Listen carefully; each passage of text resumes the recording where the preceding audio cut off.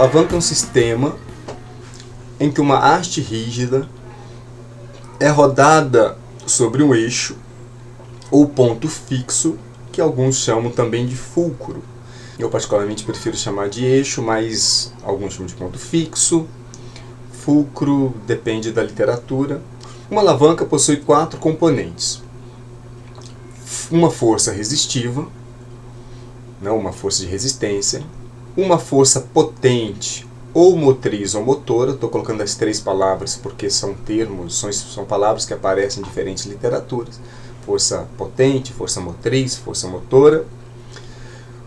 Composto também por uma haste, ou uma barra. No caso do nosso corpo, a haste é o próprio osso, e o eixo, que no nosso corpo é a articulação. Mas uma alavanca, obviamente, é um componente mecânico que a gente encontra na natureza ou pode se produzir, mas que também acontece no nosso corpo na medida que eu tenho o osso como uma haste, uma barra, a articulação como um eixo, e eu tenho a musculatura como força potente, ou força motora, e um peso que eu vou enfrentar, que eu vou vencer, que a gente chama de força resistiva. Então, uma alavanca é composta por esses 4 componentes aqui. Quase 100% das imagens que eu estou colocando aqui são coisas que eu encontrei na internet rapidamente buscando imagens. Então não são minhas, tá?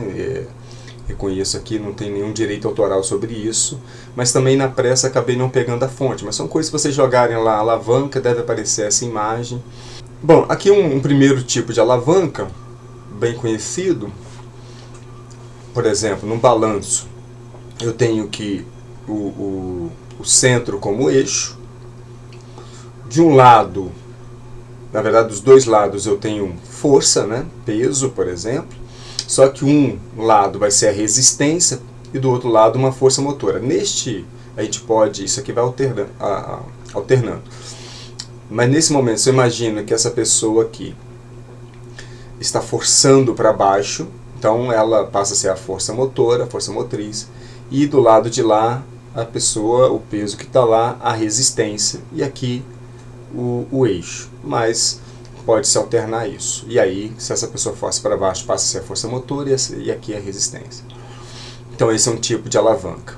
Outro tipo de alavanca, uma tesoura, resistência na periferia, quando você vai cortar alguma coisa, o eixo no centro, e no outro extremo, uma força motora, que é a força que a gente coloca com os dedos. Aqui algo parecido com o primeiro exemplo, uma força motora, um eixo e uma resistência. Então, aqui eu tenho um tipo de alavanca, percebam que elas têm a mesma característica, o eixo sempre no centro e as forças nos dois extremos. Aqui embaixo, um outro tipo de alavanca, e aí já muda a posição dos componentes da alavanca, porque neste caso o eixo está numa periferia, no centro eu tenho a resistência, e no outro extremo, na outra periferia, eu tenho a força motora.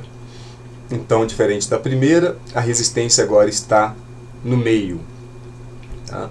E a força motora aqui. Quando eu digo no meio, não quer dizer que a resistência precisa estar no meio. Na verdade, a resistência está nesse caso, está entre o eixo e a força. Mas, por exemplo, essa resistência do carrinho poderia estar bem aqui na ponta, Eu poderia botar o peso todo aqui, Se fosse uma pessoa, poderia sentar aqui e a resistência estaria bem próximo do eixo.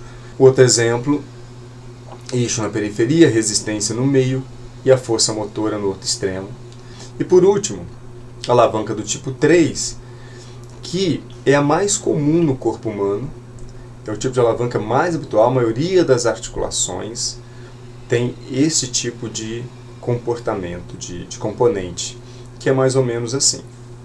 Eu tenho agora o eixo, continua num extremo, mas entre o eixo no extremo, no outro extremo a resistência, e agora entre esses dois componentes eu tenho a força motora, tá? Então o eixo aqui, força motora aqui e resistência na outra periferia.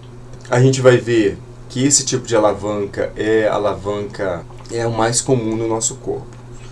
Um outro exemplo aqui, né, parecido com esse, só que a resistência no outro sentido. Eixo lá na periferia, um extremo, força aqui e resistência aqui. Então eu ponho força aqui para jogar essa resistência, para pegar esse peso aqui na periferia. E um exemplo do nosso corpo está aqui, flexão, mostrando a articulação do cotovelo, onde eu tenho o eixo, obviamente o próprio cotovelo, eu tenho a musculatura flexora do cotovelo como força motora, e no outro extremo eu tenho a resistência. Então esse é o mais comum.